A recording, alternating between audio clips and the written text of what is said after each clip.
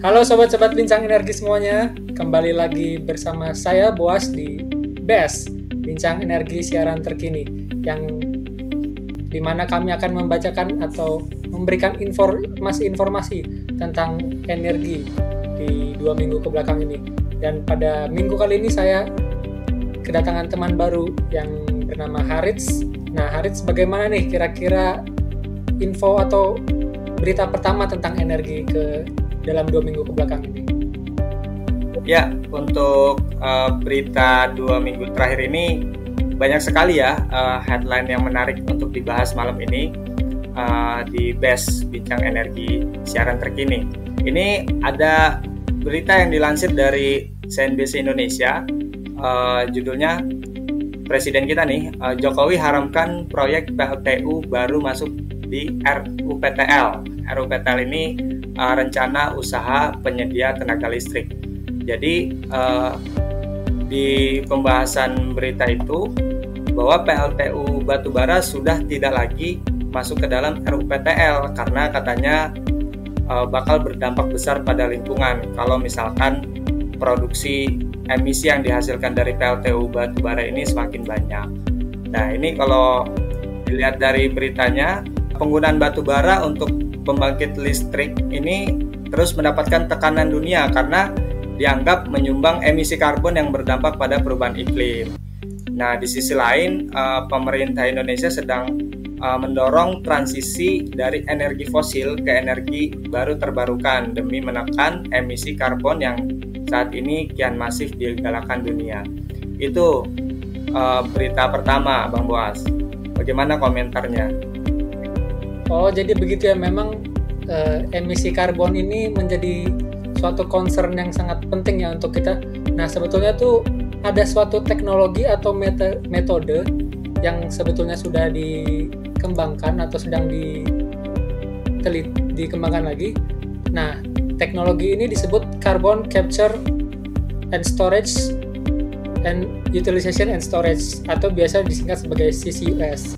Nah, kalau kita baca berita dari Kementerian SDM nih, menurut Dirjen Minyak dan Gas Bumi, Pak Tutuka Aryaji, bahwa CCUS ini merupakan salah satu solusi teknologi yang mampu mengurangi emisi gas rumah kaca secara signifikan, sekaligus dapat meningkatkan produksi migas melalui EOR atau Enhanced Oil Recovery. Nah, kok bisa ya? Sebetulnya hal itu karena jadi misalkan dari pembangkit listrik tenaga fosil seperti minyak atau batu bara pasti akan mengeluarkan emisi karbon. Nah, jadi emisi karbon itu kemudian akan ditangkap dan akan dimasukkan lagi ke dalam tanah atau ke dalam bumi. Nah, dimasukkannya itu kembali ke bumi melalui sumur-sumur minyak. Nah, kalau sumur minyak itu ditekan, maka produksi minyak pun juga akan bertambah. Begitu kira-kira salah satu teknologi dalam mengurangi emisi karbon yang sudah ada atau yang akan dikeluarkan oleh beberapa aktivitas fossil fuel. Nah, kemudian ada berita apa lagi nih kira-kira hari di Indonesia? Ya, untuk berita selanjutnya ada yang dilansir oleh kompas.com. Nah, ini ada karapan terbaru nih dari pemerintah, terutama dari BUMN.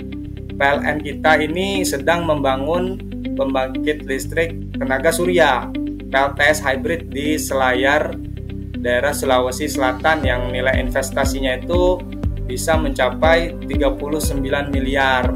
Nah, proyek ini bertujuan untuk meningkatkan bauran energi baru terbarukan nih, Bang.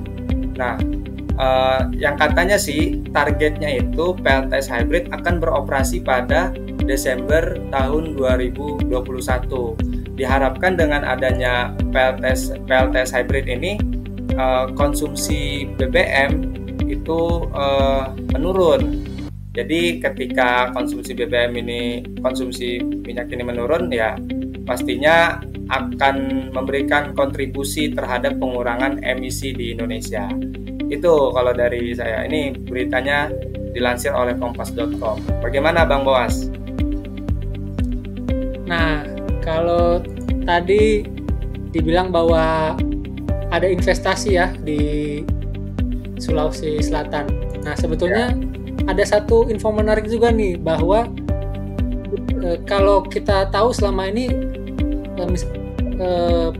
biaya investasi atau pemasangan dari pembangkit listrik tenaga surya itu sering sekali dikaitkan dengan biaya mahal. Padahal sebetulnya ya, dalam dekade terakhir ini, menurut Menteri Energi dan Sumber Daya Mineral, Bapak Arifin Tasrif, bahwa terjadi peningkatan yang sangat signifikan dalam biaya investasi PLTS, bahkan sudah mencapai 80%. Kalau kita lihat saja di negara Arab Saudi, untuk biaya investasi PLTS dibutuhkan 5, sen dolar per kWh, sedangkan di Indonesia hanya berkisar 3,68 hingga 3,88 sen dolar per kWh.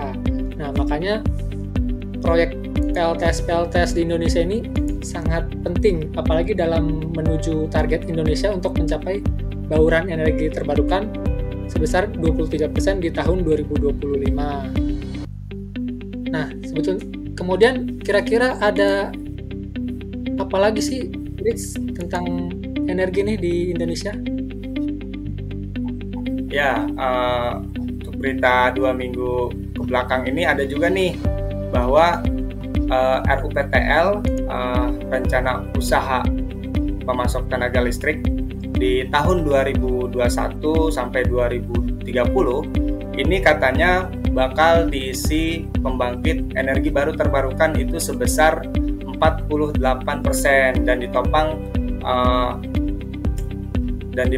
ditopang pembangkit berbahan fosil ini sebesar 52%. Nah, ini beritanya dilansir oleh Kontan. Nah, ini menarik juga nih bahwa RUPTL yang sekarang di mana komposisi EBT-nya itu 30% dan fosil itu 70%. Jadi target yang akan diperbarui 10 tahun ke depan ini akan disusun lebih hijau dengan komposisi EBT 48% dan fosilnya itu 52%. Jadi besok lusa mungkin porsi EBT-nya itu akan lebih besar. Begitu Bang kira-kira. Bagaimana tanggapannya dari berita tadi? Wah, ternyata target-target yang ditetapkan oleh Indonesia ini mungkin sudah sedang dalam proses ya untuk mencapai target-target tersebut. Namun ternyata tahu nggak sih, sebetulnya untuk mencapai beberapa target yang tadi sudah disebutkan Haris tersebut, sebetulnya tidak hanya pemerintah atau pelaku bisnis besar saja yang bisa berkontribusi. Nah, jadi dilansir dari liputan6.com pada 27 hingga 28 Mei yang lalu sudah dilaksanakan sebuah workshop tentang bagaimana mencapai business sustainability for clean energy startup atau APEC Workshop on Achieving Business Sustainability for Clean Energy Startup. Nah, pada workshop ini dilakukan penyuluhan atau pelatihan bagaimana sih cara membangun startup supaya bisa menciptakan lapangan-lapangan pekerjaan baru yang memiliki nilai-nilai sustainability dan tentunya mendukung clean energy. Wah, kalau ngomongin startup ini pasti anak-anak muda senang banget ya. Dan ya pasti. Selama workshop ini juga diikuti oleh ratusan orang dengan antusiasme yang sangat tinggi. Wah, ternyata menarik sekali ya berita atau informasi-informasi tentang energi 2 minggu ke belakang ini. Yang gak nih, Rich? Ya, tentu saja menarik sekali dan tentunya kita bakal ketemu lagi nih best di minggu-minggu selanjutnya. Dan jangan lupa juga di minggu depan itu bakal ada event BEM, Bincang Energi Muda, tentunya bersama narasumber yang menarik dan jangan lupa ya disaksikan. Sekian dulu dari kami, saya Boas Bincang Energi dan rekan saya Haris Bincang Energi. Salam energi berkelanjutan. Salam energi berkelanjutan.